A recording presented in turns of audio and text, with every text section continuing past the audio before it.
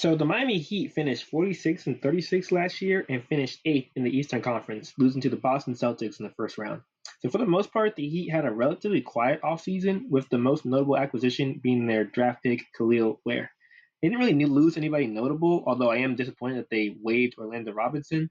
But it really begs the question: what will change with the Miami Heat? To be honest, not too much. The good thing is that their floor is pretty high considering the players, coaching staff, and the culture in Miami. So I have no doubt that they will make the playoffs. And as we've seen before, the Miami Heat just need a chance to really make a move, considering that they've been to the finals as the eighth seed 2 years ago. So the biggest key for the Miami Heat to do this year that will make the season a success is to do these three things. Number one, stay healthy. In particular, Jimmy Butler and Terry Rozier, who have extensive injury history. We really don't want them to play while they're sore, while they're injured. Maybe do a little bit of load management. Don't let them play too long in the games. Especially if we're up by 20 points or more and stuff like that. I know it's kind of a priority for every team in particular, but the Miami Heat really, really had a lot of injury problems down the stretch last year, which really hurt them in the first round against the Celtics. And so, yeah, really staying healthy is the number one priority for the Miami Heat, for sure. And so, number two is develop Khalil Ware into a solid role player, similar to Derek Lively on the Dallas Mavericks, for sure. Khalil Ware has shown so many flashes, in the Summer League when they won the Summer League championship this year.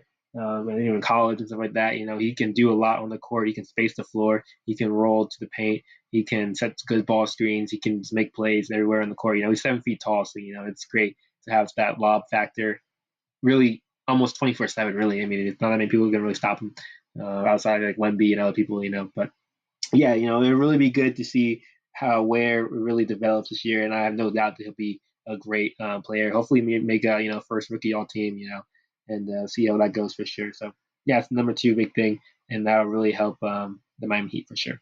And number three is to get Duncan Robinson and Nikola Jovic the ball and make them legitimate go-to options. So normally Tyler Hero, Jimmy Butler kind of run the offense. Bam Adebayo kind of helps with that as well. But they really need some other guys to really help step up this year to really make sure that team stays competitive. When these players are off the court or injured, God forbid. And so Duncan Robinson, he's shown lots of flashes over the years. High 3-point shooting percentage. He's a sniper, but he's also really working on other aspects of his game, so driving to the rim, coming off ball screens, and making plays, with the ball in his hand. We saw a little bit of it last year. That move against Wemby was nasty. Looking good. But we're hopefully looking forward to seeing a lot more points from both of these players. Nikola Jovic as well, young guy. He can hopefully take the load off of some players' backs, during the season as well. So, yeah, that's kind of the main three things that I really think that they need to be doing. So here's my basketball chess analysis of how I would go about the offense for this season. So, main lineup for the most part is going to be Khalil Ware at the 5, and that'll hopefully let Bam Adebayo play the 4, which is more natural to do that. He's strong, physical. He can get to the rim. He can get his little patented floater and his little mid-range shot that he likes to do.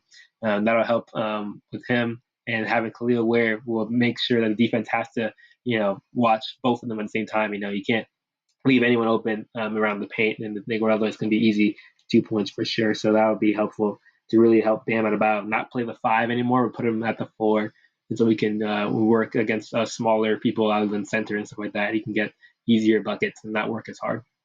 And so Jimmy Butler, put him at the 3 as small forward. He's going to be your go-to guy in the clutch for sure. Just want to make sure that he gets to a spot in the corner and get good buckets. He can score from anywhere, but he really likes the baseline, scoring along the baseline, so that'll be helpful for the Miami Heat. And then having Tyler Hero at the shooting guard, I think we should bring him up to let him start a lot this year, so he can help run a lot of offense, do a lot of pick and roll with Khalil Ware and Bam Adebayo. That'd be really nice for him to have that luxury to have two lob threats on the court. I mean, that'd be great to help him get open shots and allow him to play better defense, hopefully as well, knowing that you have more help in the paint if your guy gets blown by you for sure. And then point guard, Terry Rozier. We didn't really play that much last year, considering how he was traded in the middle of the season and he got injuries. But hopefully it'll mesh well with the current lineup out there. But he plays really hard. He plays well, so I don't have any doubt that he'll be a good player and good contributor this year. And so then you have some really good bench players with Duncan Robinson, Jaime Jaquez, Kevin Love, Nikola Jovic. These are players. They can almost potentially start for other teams. And so it's nice to have a luxury to have them coming off the bench. not necessarily going to scare anybody with that lineup, but they're not a pushover either. So it's going to be interesting to see what they do this year. And then you always know, Heat culture. They always have some random people who come up and get like buckets, like Hayward, Highsmith. It's interesting the moves that they made. They weren't really anything crazy, but they got people like Nasir Little, Josh Christopher, players that were supposed to be a lot better than what they end up being, but maybe they'll have a revitalized career in Miami. So you hope to see it, and so hopefully they'll play really well. And then you got some other players like Pell Larson, new rookie this year, and maybe he'll actually contribute as well. We'll see. He's 6'6" as a guard, so that'll be very helpful for him. Playing good defense, and I'm sure the Miami Heat will get him all engrossed in the culture, and he'll be a good role player for sure. And you got Josh Richardson, the veteran, who will be able to do a lot of stuff. Alec Burks as well. Just veteran players who they know what their role is, and they could just you know make plays. That's what really all you can ask them to do. So yeah, that's kind of my projection. Now for the Eastern Conference projections, how they're going to finish in long terms of standings. I have them finishing sixth in the Eastern Conference, right above the Pacers.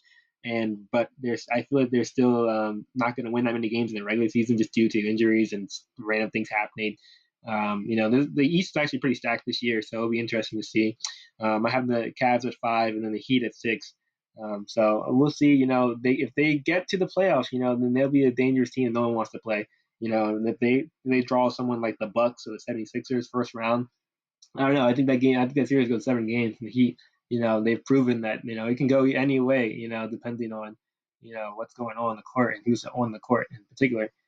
So yeah, I'm looking forward to seeing how the season goes. As a Dolphins fan, I'm really sad about our season currently. Hopefully, we'll be able to turn around. But if not, I have the Miami Heat to look forward to, so it's all good. Um, so yeah, that's my analysis. Let me know your thoughts, and if you guys like it, please subscribe. I'm making more videos like this.